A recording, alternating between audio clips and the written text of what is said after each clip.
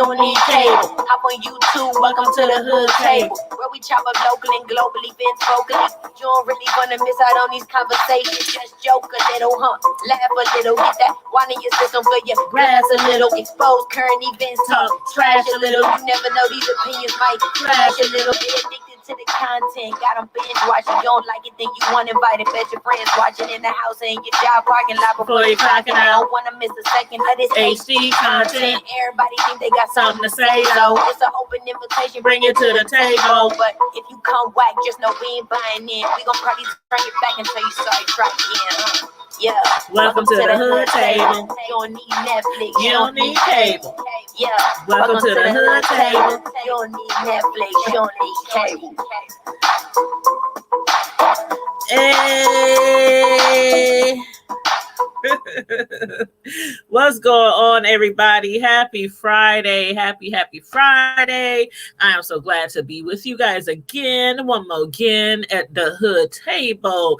And this afternoon, I'm on my lunch break, so I got a moment to review with you guys Sistas, Season 1, Episode 14, and it was titled A Bad Feeling. And I got a bad feeling about several things pertaining to this episode. So let's get right into it. And please make sure you let me know how you feel about any of the scenes, the storylines, the characters, in the comment section. And make sure you like the video, share the video, and subscribe to the Hood Table. If you ain't a part of the Hood Table, pull up a seat. Pull up a permanent seat so you can be a part of the Hood Table family. Thank you so very much. But as far as Gary and his wife Jasmine, episode 23, I thought she was dead. I thought she was dead because we saw at the end of the episode that they were arresting for Gary for murder. Then this episode, another cop walks up and he's like, "Oh, my bad.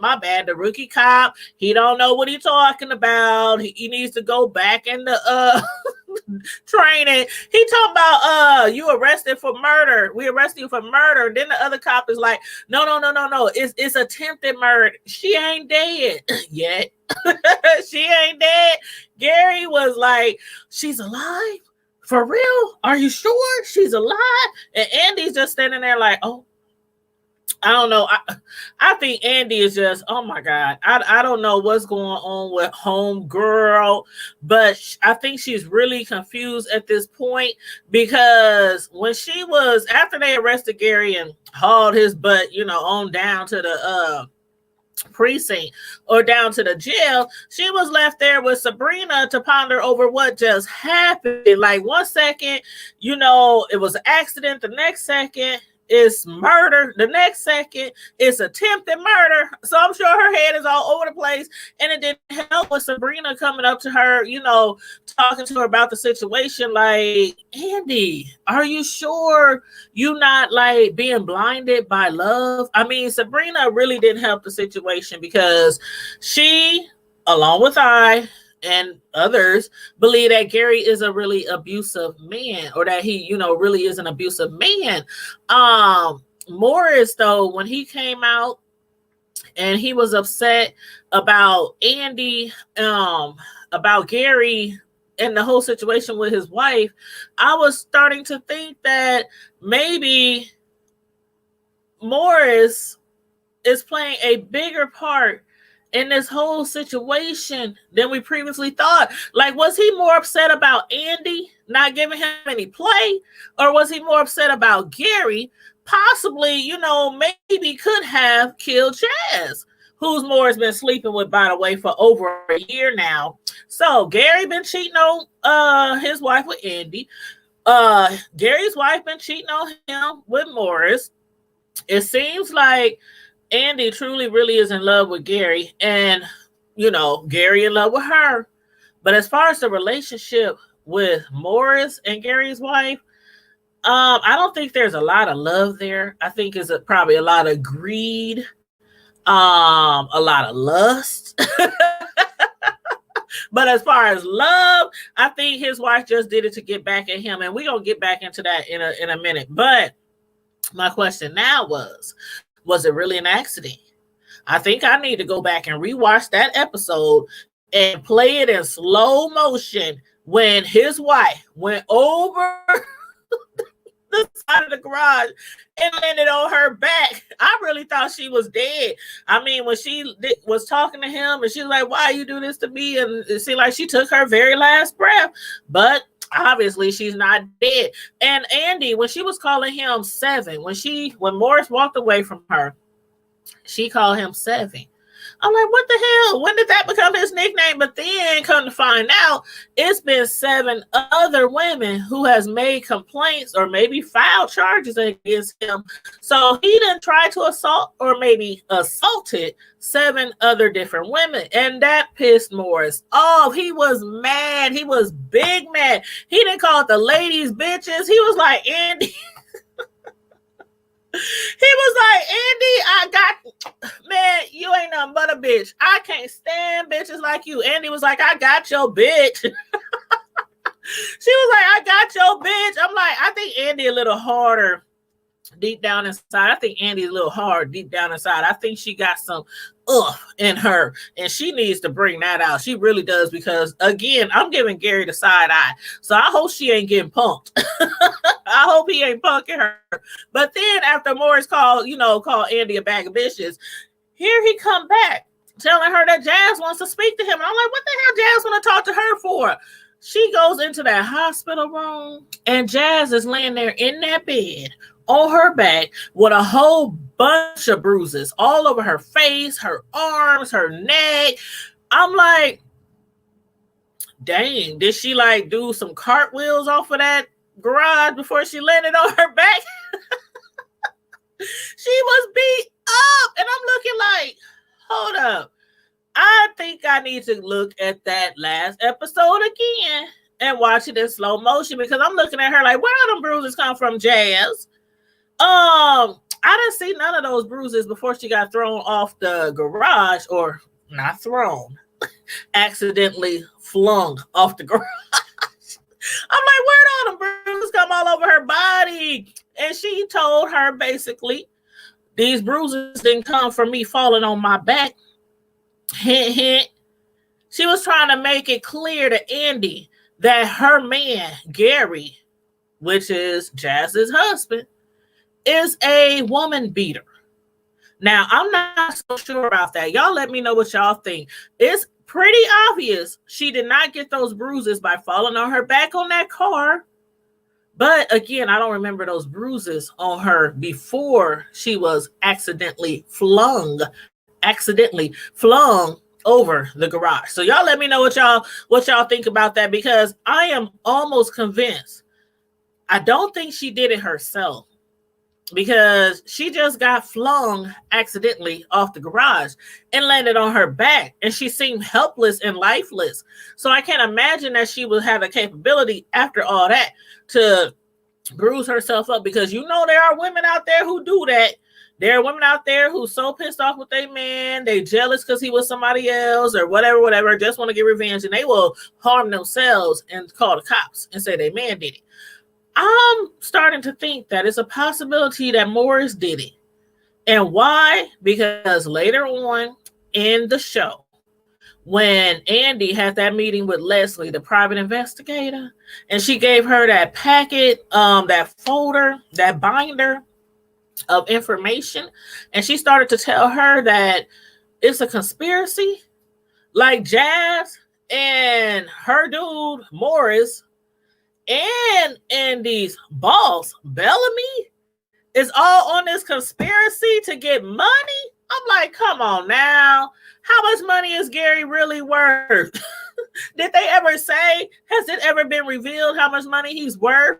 They doing all this for money? I can't believe it. I'm like, we really need to check inside that binder and see what Leslie done gave Andy in that folder, so we can find out what is really going on. But yeah, I need to, I'm still going to rewatch that scene, because I'm like, was it an accident? Was it not an accident? Did she kind of like use extra force to throw herself over the garage? Nah, she wouldn't do that. I'm sure she wouldn't do that. But come to find out, Andy has been abused before. When her and Sabrina was talking in the hospital, she was like, I'll never let a man hit me, because Sabrina seems convinced that Gary could be capable of putting his hands on women. And she was like, I would never let a man hit me. And then Sabrina, not throwing any shade, I don't believe, she reminded Andy how she used to be in a very abusive relationship in college, and how Andy even stayed with the man for a long period of time till she found the strength, to get away. But Andy swears she's not that woman anymore. She done grown up. She done matured. She done graduated from college. She's a big time attorney right now. She's smart and intelligent. And I'm like, are you a different woman? Are you? She was really trying to convince Sabrina. She was like, all my life I had to fight. All my life I had to fight, Sabrina, and I ain't fighting no more. I'm like, so if Gary is truly an abusive man, shouldn't Andy be able to see the signs, since she's been through that before? Y'all. But anyway, as far as Zach and Karen's mother, Lisa, the conversation that they were having, Lisa, I think she's fond of Zach. I don't think she is totally, convinced that this is the man for Karen, for her daughter. But I believe she's fond of him. And she realized that her daughter still loves him. And mothers, they know when their daughter is in love with a man, or still in love with a man that they ain't even with anymore. And she does believe that Zach has a chance to get back with Karen if he plays his cards right. Only if he get off of that couch and quit wallowing in his mess, stop acting like a doggone child. I mean, he's very childish. And he still thinks it's about the money. He's like, man, I was working all these hours. I was giving her my checks. I was coming home bringing the bacon. Like, man, a woman does want her man to definitely bring home the bacon and some sausages too. Bring home the bacon and some good old sausages. But ultimately, we want the man to be the man from sunup to sundown. Zach, he needs some work with that. But besides that, he really needs to grow up. And if Karen is still somebody he wants to be with, he needs to grow up quick, or else he is gonna lose her forever. And I hope it's not to that man, Aaron. I'm still not feeling him. I'm not feeling him at all. And Lisa isn't either. She, of course, she kind of mentioned to him a few episodes back that she thinks that he is the kind of man, my bad. She said, I do believe you are the kind of man that would drive a woman to kill herself. Now, I don't know if he drove his wife Fawn to kill herself, because I really don't think anybody can drive somebody to kill themselves. But I guess if you're weak-minded and you're fragile and low self-esteem, and it could happen. I guess it could happen. But Lisa has a plan. She done called up her man, Chris. Oh my God, Chris is fun. She done called up Chris because she wants Chris to have a man-to-man talk with Zach and try to give him a little advice, try to lead him in the right direction to get his woman back. So Chris, he been locked up. He done served prison time. His mother, she was locked up. She raised him as a single parent. His daddy was a Rolling Stone.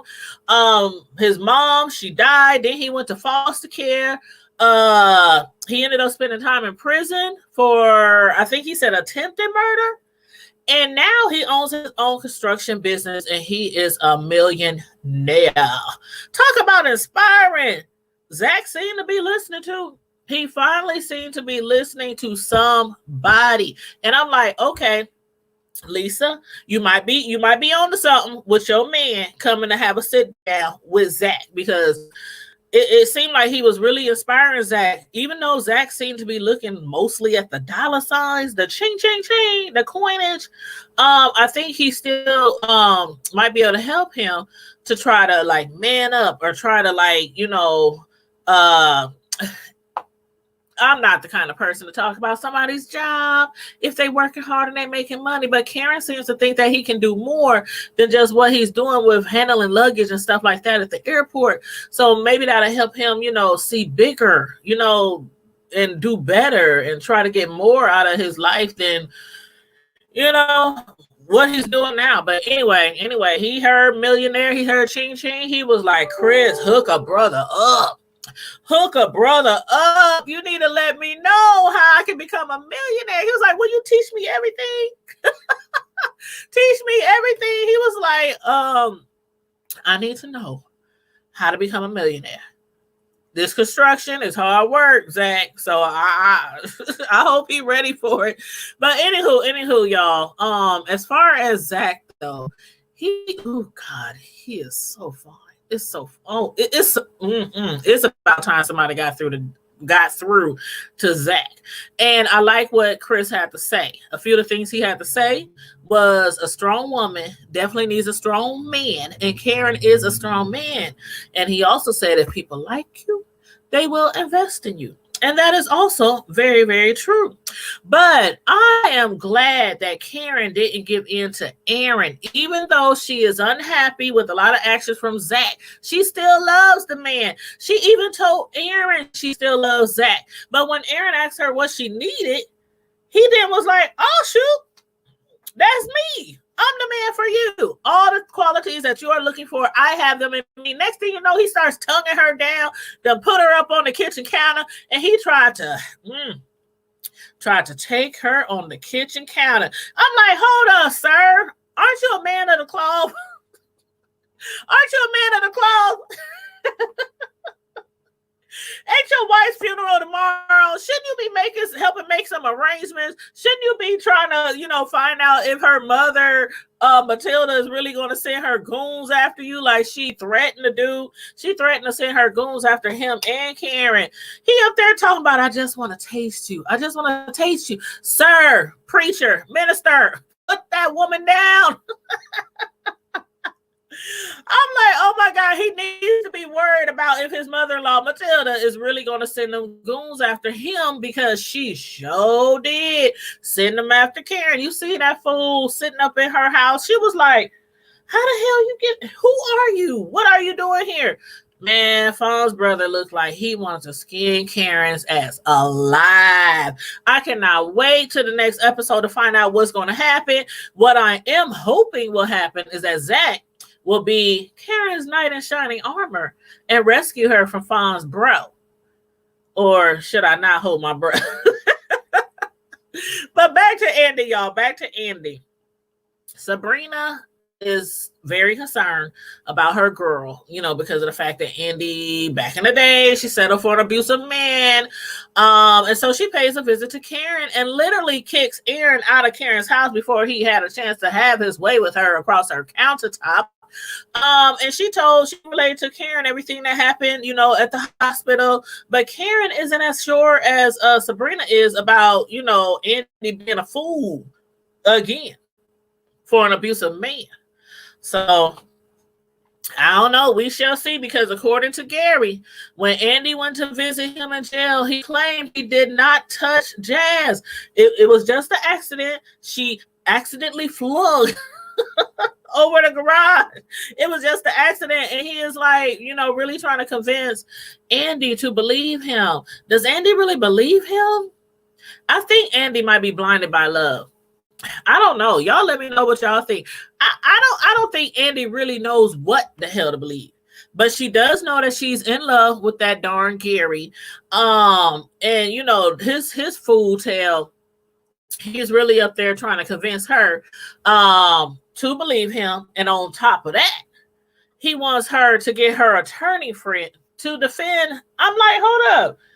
Didn't you just tell her that you got somebody, in your back pocket that you could call up, and you don't need her attorney friend who was obviously flirting heavily with his girl right in front of him. He was like, I just lied. I just said that because I was jealous. So now she's gonna call up her friend. I wonder if he's gonna take the case though. After Gary was so rude to him, I wonder if he's gonna take the case. Y'all let me know what y'all think. But what choice does he have right now? He lied about having his own attorney. Then he wants Andy to move money from him and his wife's account into Andy's account. And as an attorney, I'm wondering, why is she so quick to agree to do that for him? Again, is she blinded by love? I'm like, Andy, child, you need to walk into the light. Walk into this way, Andy, this way. Walk into the light, child. I'm like, what's up with this? Gary done had his financial guide. He gave him Andy's information. Even the financial guy, he's up there like, Andy, are you sure you want to do this? That should have been ding, ding, ding, ding. That should have been a sign right there. Maybe you shouldn't get involved in him and his wife's financial. And then it all became clearer. It all became clear when I was saying earlier how she was talking to Leslie at the bar, the PI. According to her, Morris, Jazz, and Andy's boss, Bellamy, they set this all up to get their hands on Gary's money. I'm like, dang, again, how much money is this man worth? How much money does he have? And is there something else that we don't know, that we need to know? Because things still, for me, are not adding up. Are they adding up for y'all? Y'all let me know. Make sure y'all let me know in the comment section. Let me know what y'all think about any of the storylines, the characters, and especially about Jazz. Do y'all think Morris put them bruises on her? Or do you think maybe somebody else possibly put them bruises on her? I need to know. And I need to know what's in that folder. So next episode, and what's today? The 24th, right? Hold on, where's my phone? Today is the 24th, right? Episode 25 was supposed to come on the 22nd, a few days back, but it's not coming on to the 29th. So I'm a little late, but I was like, oh, let me get this review in before the next episode come on. So we won't be able to see episode 25 till the 29th. April 29th. So I am definitely anticipating that show, and I'm anticipating reviewing it with you. So make sure you guys watch that show. And also, if you have nothing better to do tonight, it's Friday. Y'all know what that means on the Hood Table. Friday Night Live, no topic off limit, no holds barred. We have some topics for y'all to discuss tonight, including one of them is about relationships. Married people having single friends. Is it absolutely necessary? Let go of your single friends, even if you've been friends forever. So that's just one of the topics we're going to talk about. So you guys make sure you tune in tonight, 9 p.m. Central Standard Time on the Hood Table for our Friday Night Live. Thank you so much, everybody. Don't forget to like this video, share this video, and please subscribe to the Hood Table. Become a part of the Hood Table family, please, and thank you very much. We're also on Facebook. We have a page where you can like and follow, and then we also have a private Facebook group. If you look that up, just look up the Hood Table and you'll find our page, and then you'll find our group. So make sure you like our page. And also, if you want to join the Hood Table, the private group, just click join and I'll add you to the group. As long as I don't think you're a troll or something like that, I'll add you to the group. And we are also on Facebook and Twitter. So again, we're going to be discussing a few things tonight. One of them is about relationships. The other one is about this fight that happened here in Omaha, Nebraska at a QT gas station like 5 days ago. It involved a 12-year-old helping her mom fight. The 12-year-old was fighting with a grown-up, and it's a lot of backlash against the 12-year-old's parent, against some of the people that was involved. And then there's backlash against the 12-year-old too. Like, some people, in their feelings about a 12-year-old, coming at a grown person the way that child did. If y'all did not see that video, check it out. I uploaded it about a few days ago. I think it was called They Fighting at the Gas Station, or They Fighting at the QT on 72nd Street, something like that. But I uploaded it a few days ago, so you should be able to easily find it. So watch that video if you like, because we will be discussing that tonight along with the you know, a few other topics tonight on our Friday Night Live show, again at 9 p.m. Central Standard Time. If you're subscribed to the Hood Table already on YouTube, make sure you have the notification bell hit so you can receive our notifications for whenever we're going to go live or upload some videos. So I would really appreciate that. And in the meantime and in between time, Prime Time Squad and the Hood Table Squad, stay safe, be blessed, and I'm out. Deuces.